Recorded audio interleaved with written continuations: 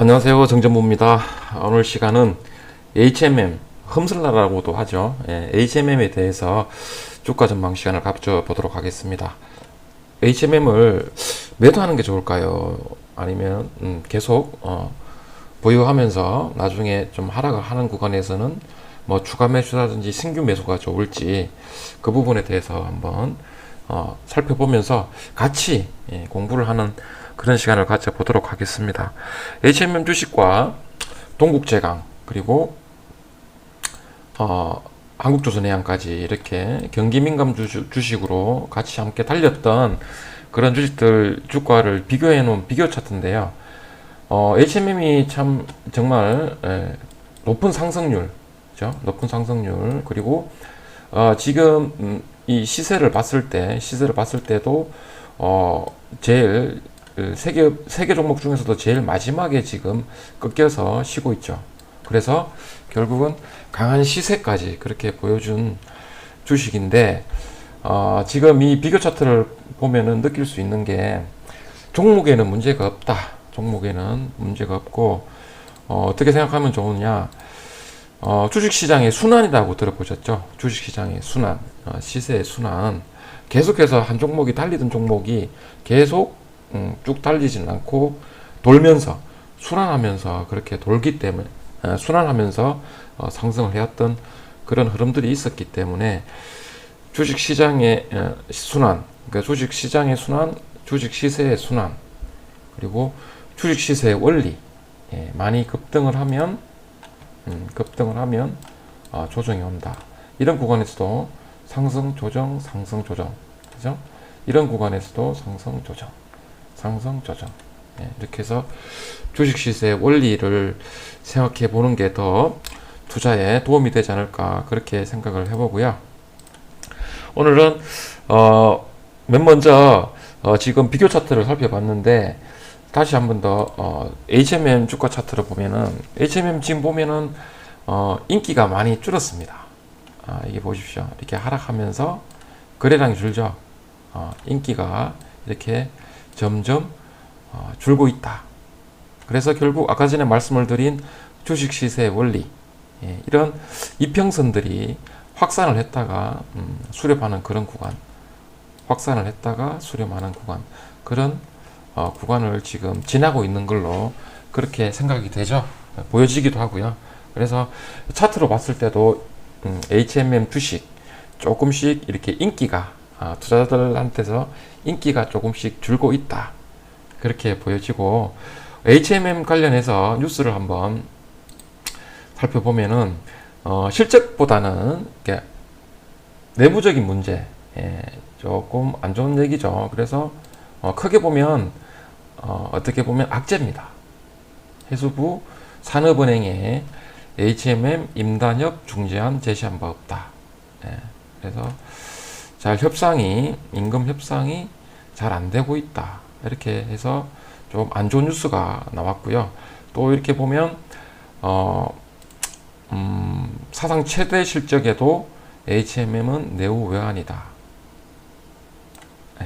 이렇게 또 안 좋은 뉴스가 나왔습니다. 어떤 뉴스냐? 여기 밑에 보시면 이런 뉴스가 나오죠. 미국 FMC에서 HMM 그리고 우리나라 기업이죠, SM 상승 등 할종료 조사 나서, 이렇게 좀 또 안 좋은 악재가 뉴스로 보도가 됐습니다. 그래서 이렇게 보시면 자세한 내용을 보시면 HMM 뿐만 아니고 여기 보면 얘기가 나옵니다. 미국 노선을 운영하는 8개 선사가 다 조사를 받는다. 이렇게 겉으로 보면 HMM한테 조금 안 좋은 뉴스겠지만, 해운사들이 좀 돈을 많이 벌긴 많이 벌었나 봐요. 조사를 받았고, 조사를 할 계획이고, 화주들이 여기 보면 화주들이 좀 이렇게 조사를 해달라고 미국 그 기관에 이렇게 요청을 했던 것 같습니다. 아무래도 해운 운임 지수가 올라가면 화주들의 실적이 안 좋겠죠. 그래서 결과적으로 운임 지수가 계속 올라가면 해운사들은 좋은데, 수출하는 수출 기업에서는 입장에서는 운임료가 올라가기 때문에 실적이 안 좋은 영향이 있습니다. 그래서 이게 어느 정도 적정선에서 조금씩 상승하는 게 좋은데 갑자기 지금 해운 운임 지수가 많이 상승을 했기 때문에 이러한 해운 운임 지수가 이제 갑자기 급등한 이런 문제 역시 발생된 문제는 해결이 된다.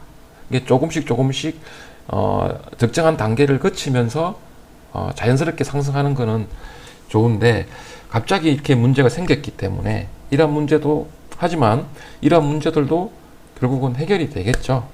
그래서 이런 부분들 그래서 지금 처음에 살펴본 임금 협상 문제, 내부적인 문제, 또 외부적인 문제 좋은 얘기보다는 HMM과 관련해서 좋지 않은 얘기들이 더 많이 보이기 때문에 우리가 배운 거 기억나시죠? 주식격은 예. 좋은 뉴스, 안 좋은 뉴스 뉴스는 모두 주가에 반영이 되어 있다. 그래서 이러한 배운 점을 실천하려면 매도할 이유 없죠. 예, 매도할 이유 없습니다. 조금 부담스럽다면 물량을 줄이면 되겠죠. 예, 물량을 줄이면 된다. 주식 격언을 실천하는 길은 안 좋은 뉴스에 매도할 필요 없다는 거. 이런 부분 한번 생각을 해보시고 HMM 제가 주가 전망 시간에 계속 봐왔던 실적과 관련된 부분들 한번 그러면 살펴볼까요? 예, 제가 매번 갔던 코리아 시핑 가제트라는 이 해운 운임 지수를 보여주는 사이트입니다. BDI 지수 보니까 나쁘지 않아요. 반등 쉬고 반등 쉬고 반등 좀 쉬고 있다는 거 나쁘지 않아 보이죠. 해운 운임 지수 나쁘지 않아 보입니다. 실적과 연관되어 있는 해운 운임 지수가 나쁘지 않아 보입니다. 그리고 SCFI 예. 상승 각도가 조금 꺾였지만 예, 나쁘지 않아 보이죠. SCFI입니다. SCFI 해운 운임 지수가 나쁘지 않아 보입니다. 그 실적과 관련된 부분을 보더라도 나쁘지 않아 보이죠.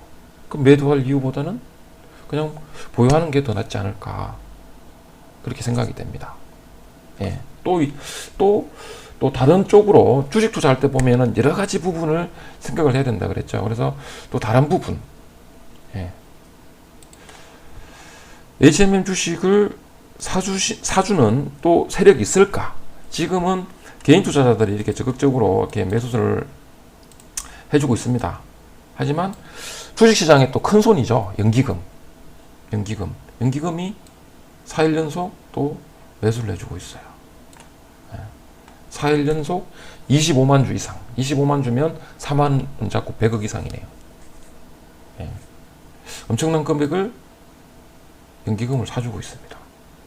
그러니까 7월 말부터 많이 담았다가 잠깐 8월 초에 매도를 했지만 다시 매수세를 보이고 있습니다. 굉장히 큰 돈을 집행을 하고 있다. 왜 그럴까요? 뭔가 있다는 거겠죠.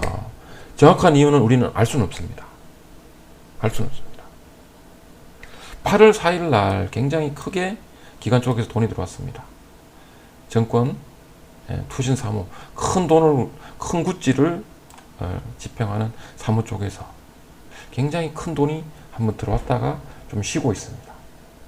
연기금의 매수. 이유가 있겠죠. 정확한 이유는 알 수는 없습니다. 그래서 매도보다는 보유가 더 낫지 않을까. 저는 그렇게 개인적으로 보여지고요. 개인적으로 보여지고 그러면 시장에 지금 시세가 순환을 한다 그랬잖아요. 그러면 시세 돈다. 그럼 돈이 어디론가 움직였을 건데 주식 투자를 하다 보면은 여러 가지를 고려를 하는데 시장에서 보면 가끔씩 신규 상장주 그러니까 시장에 우리가 이제 흔히 얘기하는 대여 큰 물고기 아주 큰 기업이 상장을 하면 외국인 기관이든 우리나라 기관이든 아무래도 포트폴리오를 조정을 하면서 우량주를 또 포트폴리오에 편입을 하겠죠. 그럼 결국 돈이 이동을 한다. 그렇게 생각할 수 있겠죠. 그럼 그런 부분들을 한번 생각을 해보면, 예전에 우리가 2016년도에 보면 삼성 바이오로직스가 2016년도에 보세요. 2016년도에 상장을 했습니다. 제가 검색을 한번 해봤는데 2016년 11월 10일 날 상장을 했어요. 그때 코스피가 어땠을까? 볼까요? 2016년 11월 10일 2016년 11월 달입니다. 여기 분위기가 별로 안 좋았네요. 예. 삼성 바이오로직스가 상장을 한다 그랬는데 그 전부터 조정하는 그런 모습을 보였네요. 예. 시장이 대읍니다. 시가총액 상위주죠. 예. 그때 당시 코스피 흐름도 그렇게 좋지를 못했습니다. 그리고 또 굉장히 유명한 SK 바이오팜이 있죠. SK 바이오팜이 상장을 했었던 데가 2020년 7월 2일. 예. 2020년 7월 2일. 그러면 그때도 한번 볼까요? 2020년 7월 2일. 2020년 7월 2일.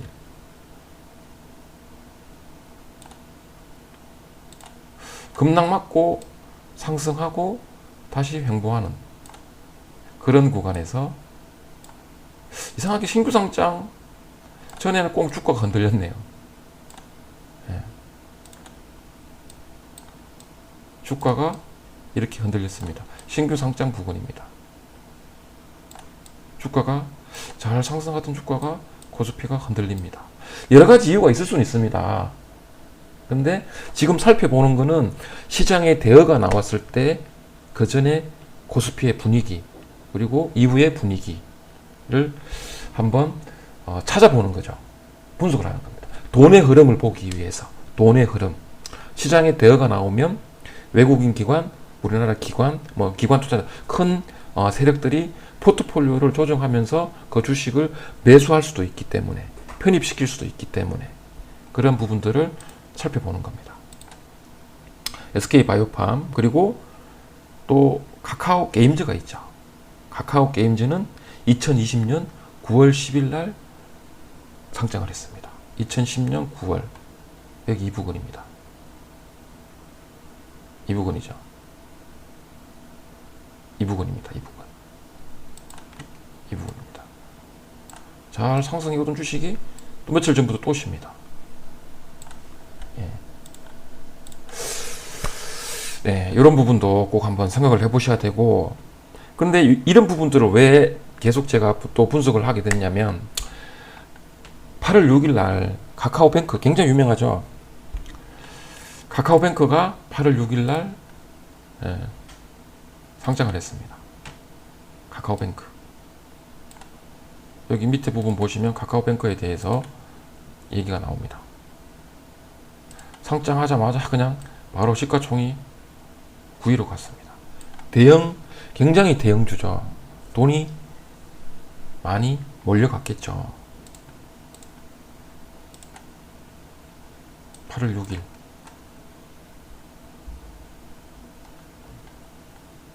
볼까요? 8월 6일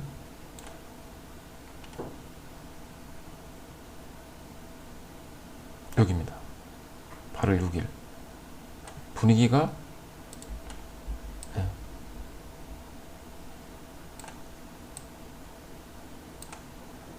분위기가 별로 안 좋았습니다. 좀 아이러니합니다. 꼭 그런 건 아닙니다. 꼭 맞는 건 아닙니다. 하지만 이러한 경우들이 상당히 많았습니다. 시장의 대여들이 주식시장에 상장이 되면 돈의 움직임이 있기 때문에 외국인들 같은 경우 외국인 기관들 같은 경우에는 또 예전에 아주 작년인가요? 외국 쪽이죠. 중동 쪽에서 굉장히 큰 아람코라는 그런 기업이 상장을 한다 그래서 또 돈이 굉장히 많이 몰려갔었고요. 중국 쪽에서도 또 굉장히 큰 기업체가 상장을 하면서 그쪽으로 또 몰려갔던 그런 사례들도 있습니다. 이렇게 시장의 대여들이 나오기 나오게 되면 그 전부터 포트폴리오를 조정하는 그런 작업이 나오겠죠. 그럼 결국 돈의 이동이 있었기 때문에. 예. 그래서 오늘 보면 지금 잘 달리던 뭐 경기민감주라든 이런 주식들이 100% 그런 건 아닙니다만 이렇게 돈이 다른 쪽으로 지금 간이 몰려갔기 때문에 HMM을 적극적으로 매수해 줄 수 있는 돈이 여기에서 이렇게 끌어올릴 때보다는 없다는 거겠죠. 없다는 거겠죠. 하지만 순환이라는 말은, 시세의 순환이라는 말은 또 돌고 또 돈다는 거겠죠. 계속 돌고 돈다. 그래서 HMM을 매도하는 것보다는 보유하는 게 더 유리하지 않을까, 수익을 내기 위해서. 저는 개인적으로 그렇게 생각을 합니다. 뭐 참고용이니까요. 참고용이니까 이렇게 생각하는 부분도 있을 수 있다라는 것을 제 개인적인 생각을 지금 방송에서 공유를 하는 겁니다. 투자의 참고사항입니다. 투자의 참고사항. 그리고 끝으로 시장이 지금 시세가 고점 대비해서 앞에가 5자였다가 지금 3자까지 바뀌었죠. 그래서 주식 시세가 HM 시세가 많이 하락을 했습니다. 초보자분들이나 또는 경험이 없는 분들, 주식시장에 대해서 아직까지 경험이 부족하신 분들 같은 경우에는 많이 걱정하실 수가 있어요. 여기 이 부분에서 매수했다면 많이 하락했죠. 여기 밑에 부분 샀으면 이익 났으니까 그렇게 걱정이 없는데, 여기에서 샀던 분들은 하락하면 걱정이 많이 될 수 있겠죠. 걱정하기보다는 주식시장은 계속 순환하고 반복한다 그랬죠. 그럼 시세도 계속 반복될 확률이 높다. 100% 그런 건 없다. 확률은 높다. 뒤로 HMM 좋은 시세를 보이기 시작했던 2003년도로 제가 한번 돌아가 볼게요. 여기 있습니다. 2003년도 저점. 정자를 했기 때문에 그때 당시의 가격은 아닙니다. 그때 가격은 아니지만 이러한 흐름들을 한번 잘 보십시오. 천천히 제가 또 앞으로 천천히 돌려보면서 한번 시세가 얼마나 힘들게 출렁거렸냐, 그런 부분들을 잘 한번 봐주십시오. 5,000원짜리 5,700원짜리 6만원 같습니다. 비슷합니다. 여기서도 3천정 나왔죠. 3천정에도 도망갔어. 여기서 뭐 이제 지지선 이탈하니까 매도가 해서 여기까지 빠지니까 잘했다. 그런데 시간이 지나면서 또 올라옵니다. 보십시오. 이게 상승합니다. 여기 6만원이었죠? 계속 상승합니다. 여기서 10만원까지 찍었죠?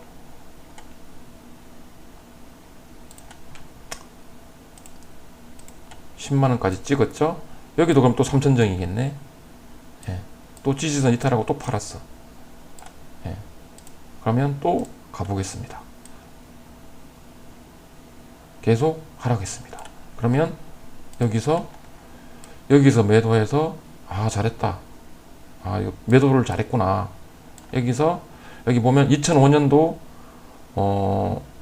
2월 달이었죠. 근데 여기 지금 보면 1년 넘게 하락을 했습니다. 1년 넘게 조정을 했습니다. 그러면서 8만원이 깨졌습니다.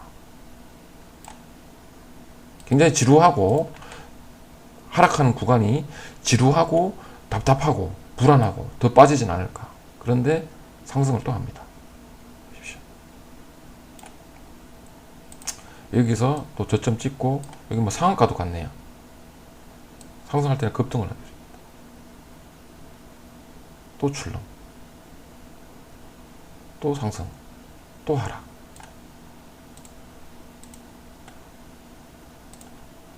그리고 또 갑니다. 여기 보세요. 10만원짜리가 35만원 갑니다.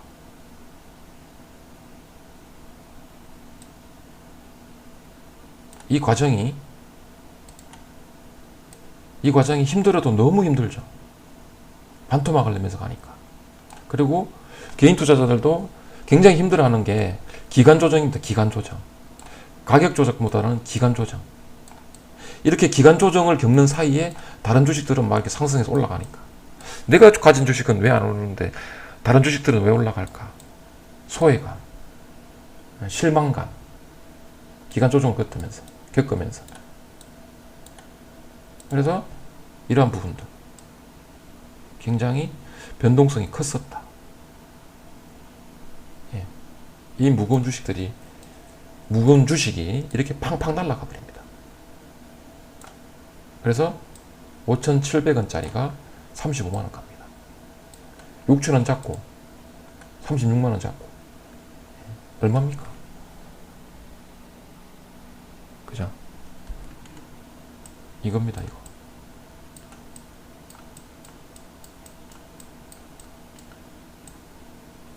정말 주식 투자 어렵고 무섭습니다. 100% 정답이 없기 때문에. 100% 정답이 없기 때문에. 그래서 주식 투자 불확실함에 대해서 불확실성.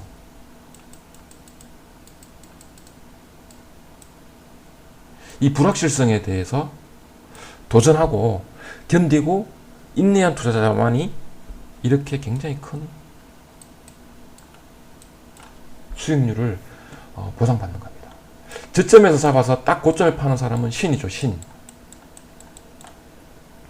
가끔씩 신의 영역에 도전하시려고 하는 개인 투자자분들이 있습니다. 저점 매수, 고점 매도. 그래서 우리 같은 경우에는 월봉을 보면 신의 영역에 도전하지 말자. 그래서 종목을 검색할 때 보면 이렇게 저점 구간 있죠? 못 잡습니다. 전고점 돌파하는 구간에서 무릎에서 사서 상승했다가 떨어지는 반대편 어깨 이탈하면 매도를 하자. 결국 이 부분도 주식 격언을 실천하는 거죠. 무릎에서 사서 어깨에 팔아라. 무릎, 어깨.